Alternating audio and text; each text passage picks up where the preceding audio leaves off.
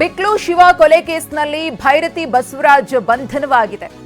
ಶಾಸಕ ಭೈರತಿ ಬಸವರಾಜ್ ಅವರು ಲಾಕ್ ಆಗಿದ್ದೇ ರೋಚಕ. ಭೈರತಿ ಬಸವರಾಜ್ ಅವರ ಮೇಲಿರುವಂತಹ ಆರೋಪಗಳು ಏನು?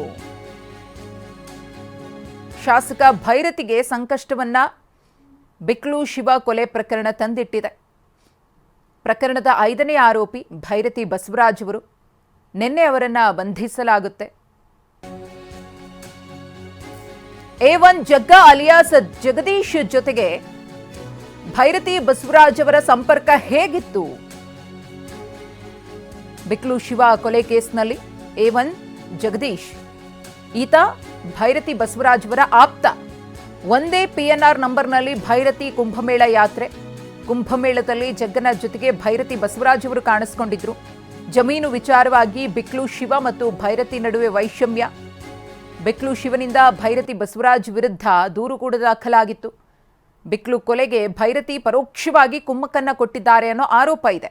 ರಾಮಮೂರ್ತಿ ನಗರ ಠಾಣೆಗೆ ದೂರು ನೀಡಿದ್ದ ಬಿಕ್ಲು ಶಿವ ಕೊಲೆ ನಡೆದ ದಿನ ಜಗದೀಶ್ ಜೊತೆಗೆ ಭೈರತಿ ಬಸವರಾಜ್ ಅವರಿಗೆ ಸಂಪರ್ಕ ಇತ್ತು.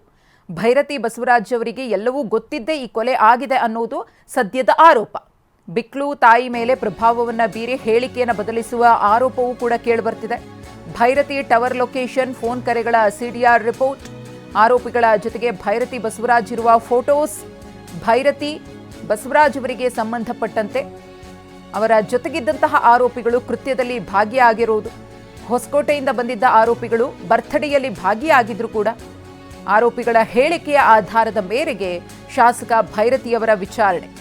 ಈ ಹಿಂದೆ ನೀಡಿದ ದೂರಿನಲ್ಲಿ ಭೈರತಿ ಬಸವರಾಜ ಹೆಸರು ಉಲ್ಲೇಖ ಆಗಿದೆ. ಈ ಎಲ್ಲ ಅಂಶಗಳ ಮೇಲೆ ಶಾಸಕ ಭೈರತಿ ಬಸವರಾಜ್ ಅವರನ್ನ ವಿಚಾರಣೆಗೆ ಒಳಪಡಿಸಲಾಗುತ್ತೆ. ಹೈಕೋರ್ಟ್ನಲ್ಲಿ ನಿರೀಕ್ಷಣಾ ಜಾಮೀನು ಅರ್ಜಿ ವಜಾ ಆಗುತ್ತೆ. ಈಗಾಗಲೇ ಸುಪ್ರೀಂ ಕೋರ್ಟ್ ಕದ ತಟ್ಟಿದ್ದಾರೆ. ಮತ್ತೊಂದು ಕಡೆ ನಿನ್ನೆ CID ಪೊಲೀಸರು ಭೈರತಿ ಬಸವರಾಜ್ ಅವರನ್ನ ಬಂಧಿಸಿದ್ದಾರೆ. ವಿಚಾರಣೆ ನಡೀತಾ ಇದೆ. ಇವತ್ತು ಕೋರ್ಟ್ಗೂ ಕೂಡ ಪ್ರೊಡ್ಯೂಸ್ ಮಾಡ್ತಾರೆ. ಹೆಚ್ಚಿನ ವಿಚಾರಣೆಗೋಸ್ಕರ ಕಸ್ಟಡಿಗೆ ಪಡೆಯುವಂತಹ ಸಾಧ್ಯತೆಯೂ ಕೂಡ ಇದೆ. ರೌಡಿ ಶೀಟರ್ ಬಿಕ್ಲು ಶಿವ ಕೊಲೆ ಪ್ರಕರಣಕ್ಕೆ ಸಂಬಂಧಪಟ್ಟಂತೆ A5 ಭೈರತಿ ಬಸವರಾಜ್ ಅವರು, ಜಗದೀಶ್ A1 ಆರೋಪಿ, ಆತನ ಜೊತೆಗೆ ಅತ್ಯಾಪ್ತತೆಯನ್ನ ಹೊಂದಿದ್ರು ಭೈರತಿ ಬಸವರಾಜ್. ಈ ಕುರಿತು ಮತ್ತಷ್ಟು ಮಾಹಿತಿಯನ್ನ ಕೊಡ್ತಾರೆ ನಮ್ಮ ಪ್ರತಿನಿಧಿ ವಿಕಾಸ್ ನೇರ ಸಂಪರ್ಕದಲ್ಲಿ. ವಿಕಾಸ್, ಭೈರತಿ ಬಸವರಾಜ್ ಅವರ ಬಂಧನ ಅಂತೂ ಆಯಿತು. ನೆಕ್ಸ್ಟ್ ವಿಚಾರಣೆಯನ್ನ ಮಾಡಬೇಕಿದೆ. ಇವತ್ತು ಕೋರ್ಟ್ಗೂ ಕೂಡ ಪ್ರೊಡ್ಯೂಸ್ ಮಾಡ್ತಾರೆ ಅನ್ನೋ ಮಾಹಿತಿ ಇದೆ. ಏನಾಗುತ್ತೆ ಅಂತ ಹೇಳಿ.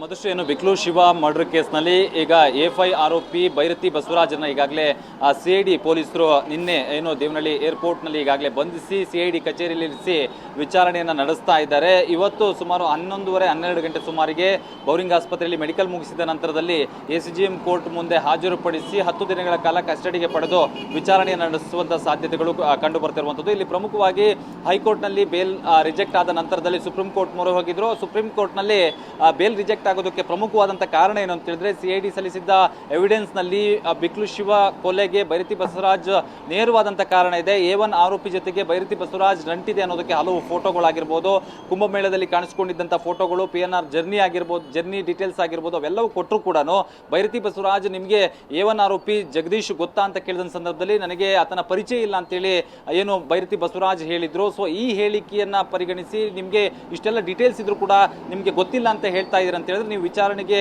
ಹಾಜರಾಗುವಂತ ವ್ಯಕ್ತಿ ಅಂತೇಳಿ ನಿಮಗೆ ಬೇಲನ್ನ ಕ್ಯಾನ್ಸಲ್ ಮಾಡಿಬಿಟ್ಟು ಈಗಾಗಲೇ ನಿನ್ನೆ ಶರಣಾಗೋದಕ್ಕೆ ಬಂದ ಸಂದರ್ಭದಲ್ಲಿ ಅವರನ್ನ ಈಗ ವಶಕ್ಕೆ ಪಡೆದು CID ಅಧಿಕಾರಿಗಳು ಇಲ್ಲಿ ವಿಚಾರಣೆಯನ್ನು ನಡೆಸ್ತಾ ಇದ್ದಾರೆ. 11:30-12 ಗಂಟೆ ಸುಮಾರಿಗೆ ಅವರನ್ನ ಕೋರ್ಟ್ ಮುಂದೆ ಪ್ರೊಡ್ಯೂಸ್ ಮಾಡಿ 10 ದಿನಗಳ ಕಾಲ ಕಸ್ಟಡಿಗೆ ಪಡೆಯುವಂತ ಸಾಧ್ಯತೆಗಳು ಕಂಡು ಬರ್ತಾ ಇದೆ. ಮಧುಶ್ರೀ, ಧನ್ಯವಾದ ವಿಕಾಸ್ ತಮ್ಮೆಲ್ಲ ಮಾಹಿತಿಗಾಗಿ.